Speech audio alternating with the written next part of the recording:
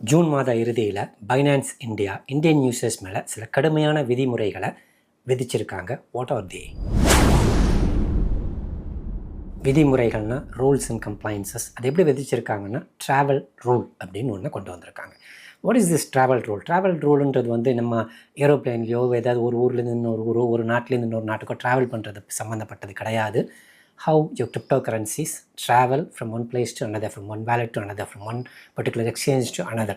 இதை track பண்ணுறதற்காக stricter ரூல்ஸை கொண்டு வந்திருக்காங்க. இதை தான் வந்து ட்ராவல் ரூல்னு சொல்கிறாங்க. அதை தான் இந்த வீடியோவில் ரொம்ப தெளிவாக விரிவாக எளிமையாக பார்க்க போகிறோம். Come on, let's get into the video.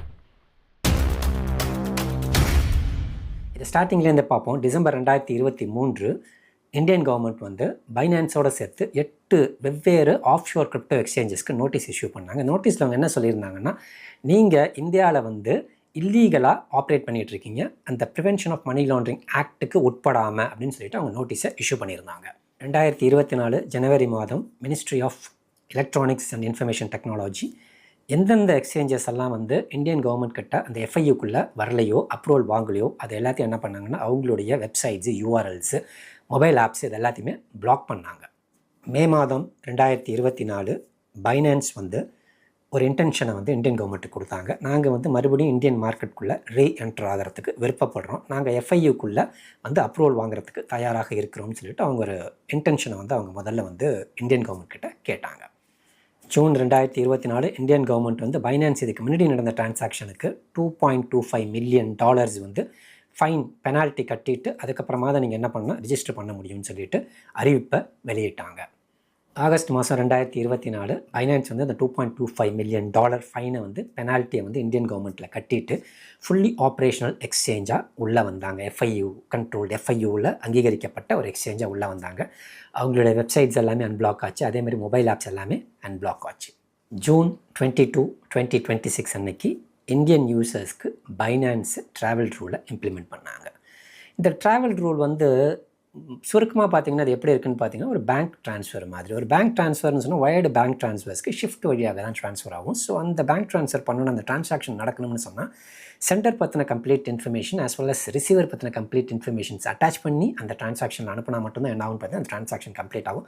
அதே மாதிரி இங்கேயும் என்ன பண்ணியிருக்காங்கன்னா கிரிப்டோ டெபாசிட் பண்ணாலும் சரி, வித்ட்ரா பண்ணாலும் சரி, ஃபண்ட்ஸ் டெபாசிட் பண்ணாலும் சரி, வித்ட்ரா பண்ணாலும் சரி, sender as well as receiver, beneficiary இவங்க 2 பேர்த்தோட இன்ஃபர்மேஷன்ஸும் கண்டிப்பாக இருக்கணும்னு சொல்லி ஸ்ட்ரிக்டாக ரூல்ஸு கொண்டு வந்திருக்காங்க. இந்த ட்ராவல் ரூல் வந்து எதை இம்பாக்ட் பண்ணணும்னு பார்த்தீங்கன்னா கிரிப்டோ டெபாசிட்ஸ் அண்ட் வித்ட்ராயல்ஸ், அது ஆன்செயினில் நடக்கக்கூடிய ட்ரான்சாக்ஷன்ஸுக்கு மட்டும்தான் இம்பாக்ட் இருக்குமே ஒழிய நீங்கள் செய்யக்கூடிய டே டு டே ட்ரான்சாக்ஷன்ஸு, ட்ரேடிங்கு, அதே மாதிரி ஃபியூச்சர் ட்ரேடிங், அகெயின் வந்து கிரிப்டோவை வந்து நீங்கள் ஸ்டோர் பண்ணி வச்சுருக்கிறது, இது எதுவுமே என்ன இருக்காதுன்னா இந்த பாதிப்புகள் எதுவுமே இருக்காது. 2 முக்கியமான ட்ரான்சாக்ஷன்ஸில் மட்டும்தான் வந்து இந்த ட்ராவல் ரூல் வந்து இம்பாக்ட் ஆகும். ஒன்று வந்து வித்ட்ராயல் பண்ணும்போது, இன்னொன்று டெபாசிட் பண்ணணும். இன்கேஸ் வித்ட்ராயல் பண்ணும்போது கண்டிப்பாக பெனிஃபிஷியரி சம்மந்தமான, அதாவது person who is going to receive the funds, அவங்க டீட்டெயில்ஸ் கண்டிப்பாக தெளிவாக கொடுக்கணும். அதில் ஃபஸ்ட்டு வந்து எக்ஸாம்பிளுக்கு, ஃபார் எக்ஸாம்பிள் நீங்கள் தான் பெனிஃபிஷியரி, உங்களுடைய அக்கௌண்ட்டுக்கு தான் அனுப்ப போகிறீங்க, ஆனால் வேறு எக்ஸ்சேஞ்சு, வேறு ஏதோ ஒரு எக்ஸ்சேஞ்ச், ஃபார் எக்ஸாம்பிள் MEXக்கு அனுப்புறதை வச்சுக்கோங்க, நீங்கள் தான் பெனிஃபிஷியரி. அது மாதிரி சுச்சுவேஷன் தான் நீங்கள் கண்டிப்பாக என்ன கொடுக்கணும்னு பார்த்தீங்கன்னா நீங்கள் தான் பெனிஃபிஷியரி நாங்கள் செலக்ட் பண்ணணும், ஓன் அக்கௌண்ட்னு சொல்லிட்டு. ப்ளஸ் எந்த எக்ஸ்சேஞ்சுக்கு அனுப்புகிறீங்கன்னு கண்டிப்பாக நீங்கள் என்ன பண்ணணும்னா அங்கே நீங்கள் டைப் பண்ணி ஆகணும். 2வது பெனிஃபிஷியரி டைப் வந்து நீங்கள் பெனிஃபிஷியரி கிடையாது, வேறு யாருக்கும் அனுப்ப போகிறீங்க, வேறு ஏதோ எக்ஸ்சேஞ்சுக்கு அனுப்ப போகிறீங்கன்னு சொன்னால் கண்டிப்பாக சில டீட்டெயில்ஸ் வந்து நீங்கள் உள்ளே கொடுத்தாகணும். முதலாவது என்னென்னு பார்த்தீங்கன்னா அவங்களோட பெயர், எந்த நாட்டை சார்ந்தவங்க, அவங்க எந்த சிட்டியில் இருக்காங்க, அவங்க எந்த எக்ஸ்சேஞ்ச் யூஸ் பண்ணுறாங்க, இந்த டீட்டெயில்ஸ் எல்லாம் கண்டிப்பாக கொடுத்த பிறகு தான் என்ன ஆகும்னு பார்த்தீங்கன்னா உங்கள் ஃபண்ட்ஸ் வந்து மூவ் ஆகும் வெளியில். 3வது எக்ஸ்சேஞ்சுக்கு அனுப்பல, ஏதோ ஒரு வேலெட்டுக்கு அனுப்புகிறீங்க, ஒரு ப்ரைவேட் ஹோஸ்டட் வேலெட்டு, மெட்டாமாஸ்க் மாதிரியோ ட்ரஸ்ட் வேலெட் மாதிரியோ வேலெட்ஸ்க்கு அனுப்புனீங்கன்னு சொன்னால் அங்கேயும் என்ன கேட்குன்னா உங்களுடைய ஓன் வேலெட்டை அது அல்லது வேறு யாருடைய வேலெட்டாக, உங்களுடைய ஓன் வேலெட்டாக இருந்தால் கண்டிப்பாக நீங்கள் என்ன பண்ணணும்னு சொன்னால் ஒரு டெஸ்ட்டு, சத்தோஷி டெஸ்ட்டுன்னு சொல்லிட்டு, அதாவது வந்து ஒரு மைக்ரோ டிரான்சாக்ஷன் அளவுக்கு எந்த காயினில் வேணாலும், அது உங்கள் விருப்பப்பட்ட காயின். ஃபார் எக்ஸாம்பிளுக்கு சொல்கிறதா இருந்தால் அவங்க வந்து உங்கள் டெபாசிட் அட்ரஸ்க்கு இதை முதல்ல அனுப்புங்கன்னு சொல்லுவாங்க. எக்ஸாம்பிளுக்கு ஒரு BNB இருக்குன்னு வச்சுக்கோங்களேன், 0.00002532 இவ்வளோ BNBயை வந்து முதல்ல அனுப்புங்கன்னு சொல்லுவாங்க. நீங்கள் அந்த வேலெட்லேருந்து எந்த வேலெட்டுக்கு நீங்கள் ட்ரான்ஸ்ஃபர் பண்ண போகிறீங்களோ அந்த வேலெட்லேருந்து அந்த BNBயை உங்களுடைய அட்ரஸ்க்கு, உங்களுடைய டெபாசிட் அட்ரஸ்க்கு பைனான்ஸ்குள்ளே அனுப்புனீங்கன்னு சொன்னால் ஓகே, இது நீங்கள் தான் அந்த பர்டிகுலர் வேலெட்டை கண்ட்ரோல் பண்ணுறீங்கன்னு அது ஊர்ஜினப்படுத்திட்டு அதுக்கப்புறம் என்ன பண்ணணும்னு பார்த்தீங்கன்னா உங்களை ட்ரான்ஸ்ஃபர் பண்ணுறதுக்கு அனுமதிக்குது. இன்கேஸ் டெபாசிட்ஸ் உங்களுக்கு வருது. ஸோ பைனான்ஸ்குள்ளே டெபாசிட் பண்ணுறீங்க, இல்லை டெபாசிட் யாராவது பண்ணுறாங்கன்னு சொன்னால் சில டீட்டெயில்ஸ் இவங்க கண்டிப்பாக கேட்பாங்க. மணிலாம் டெபாசிட் பண்ணிங்கன்னு சொன்னால் ஆட்டோமேட்டிக்காக என்ன ஆகும்னு பார்த்தீங்கன்னா உங்களோட அக்கௌண்ட்டுக்குள்ளே அந்த பர்டிகுலர் கிரிப்டோ ஃபண்ட்ஸோ உள்ளே வந்துடும். ஆனால் இப்போ அப்படி வராது. பெண்டிங் ஃபண்ட்ஸ்ன்னு சொல்லிட்டு தனியாக வச்சுருப்பாங்க. அதை வந்து ஒரு கொஸ்டினியர் மாதிரி கொடுப்பாங்க. அதை ஃபில் பண்ணி முடிச்சுட்டு அதெல்லாம் ஓகேயாக இருந்துச்சுன்னு சொன்னால் தான் அந்த ஃபண்ட் என்ன ஆகும்னா உங்கள் அக்கௌண்ட்டுக்குள்ளே ட்ரான்ஸ்ஃபர் ஆகும். இல்லைன்னா அந்த ஃபண்ட்ஸ் உள்ளே வராது. இப்போ என்ன டீட்டெயில்ஸ் எல்லாம் கொடுக்கணும்னா அனுப்புகிறவங்க பேர் என்ன, அனுப்புகிறவங்க பேன் நம்பர், அனுப்புகிறவங்க கண்ட்ரி ஆஃப் ரெசிடென்ஸ், அதே மாதிரி அவங்களோட ஐடி ஏதாவது, அதுக்கப்புறம் அட்ரஸ்ஸு, பின்கோடு, இது எல்லாத்தையும் கொடுத்துட்டு ப்ளஸ் எங்கேருந்து வந்துச்சு, எந்த எக்ஸ்சேஞ்சிலேருந்து வந்துச்சு, எந்த வேலெட்லேருந்து வந்துச்சுன்னு இந்த எல்லா டீட்டெயில்ஸும் கொடுத்தா தான் என்ன ஆகும்னு பார்த்தீங்கன்னா ஆட்டோமேட்டிக்லி என்ன ஆகும்னா பெண்டிங்கில் இருக்கிறது ஆட்டோமேட்டிக்காக என்ன ஆகும்னா உங்களுடைய அக்கௌண்ட்டுக்குள்ளே அது உள்ளே வந்து சேரும்.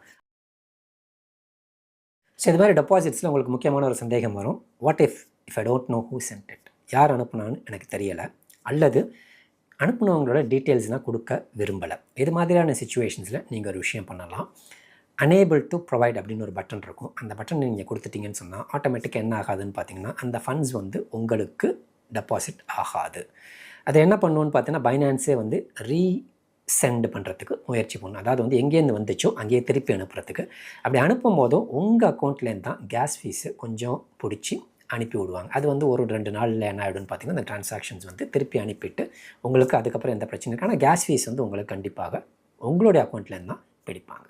அதே மாதிரி இந்த டெபாசிட்ஸ்லாம் பண்ணும்போதும் நீங்கள் கொடுக்கக்கூடிய அந்த பேன் நம்பரோ ஐடிஸோ இல்லைன்னா பெயர்களோ இதெல்லாம் வந்து ஃபேக்காக இருந்துச்சுன்னு சொன்னால் கண்டிப்பாக வந்து ஹியூமன் இன்டர்வென்ஷன்ஸ் வந்து அதில் நிறையா இருக்கும். பர்சனலாக அவங்க வெரிஃபை பண்ணுவாங்க பைனான்ஸில். அப்படி வெரிஃபை பண்ணும்போதும் கண்டிப்பாக தவறுன்னு தெரிஞ்சுன்னு சொன்னால் சில நாட்கள் சில மாதங்கள் உங்களோட அக்கௌண்ட்டு ஃப்ரீஸ் ஆகிறதுக்கு வாய்ப்பு உண்டு. இன்னும் பெரிய லெவலில் நீங்கள் பண்ணியிருந்தீங்கன்னு சொன்னால் பெர்மனெண்ட்டாகவே என்ன பண்ணிடுவாங்கன்னா அதை ஃப்ரீஸ் பண்ணிவிடுவாங்க. நீங்கள் வந்து லிட்டிகேஷன்ஸ்க்கு கோர்ட்டுக்கு போய் அதுக்கப்புறம் தான் என்ன பண்ண முடியும்னு பார்த்தீங்கன்னா அதை ரிலீஸ் பண்ண முடியும். அதே மாதிரி சத்தோஷி டெஸ்ட்டில் வந்து அவங்க என்ன மைக்ரோ டிரான்சாக்ஷன் கொடுத்துருக்காங்களோ அந்த மைக்ரோ டிரான்சாக்ஷனை கண்டிப்பாக நீங்கள் பண்ணணும். அந்த மைக்ரோ டிரான்சாக்ஷன் ஃபார் எக்ஸாம்பிள் 0.000025356ன்னு கொடுத்துருக்காங்க. நீங்கள் 0.000025336ன்னு மாற்றி கொடுத்துட்டிங்கன்னா கூட என்ன ஆகாதுன்னு பார்த்தீங்கன்னா உங்களோடது ஓகே ஆகாது, வெரிஃபை ஆகாது, பெண்டிங்லேயே தான் இருக்கும். So got be very careful. அங்கே என்ன மைக்ரோ டிரான்சாக்ஷன் கொடுத்து உங்களை வந்து டெபாசிட் பண்ண சொல்கிறாங்களோ அதே மைக்ரோ டிரான்சாக்ஷனை தான் நீங்கள் தெளிவாக பண்ணணும். இதை வந்து ரொம்ப கேர்ஃபுல்லாக டீல் பண்ணுங்கள். ஏன்னா நம்ம சப்ஸ்கிரைபர்ஸில் நிறைய பேர் பைனான்ஸ் யூஸ் பண்ணிகிட்ருப்பீங்க. அப்படி யூஸ் பண்ணிகிட்ருக்கீங்கன்னு சொன்னால் இந்த விஷயங்கள்லாம் ரொம்ப தெளிவாக கணக்கில் வச்சுக்கிட்டு அதுக்கப்புறம் யூஸ் பண்ண ஆரம்பிங்க. That's all. இன்னொரு வீடியோவில் ஒரு நல்ல கான்செப்டோட உங்களை மீட் பண்ணுறேன். அன்டில் தென் பை ஃப்ரம் புகழ்.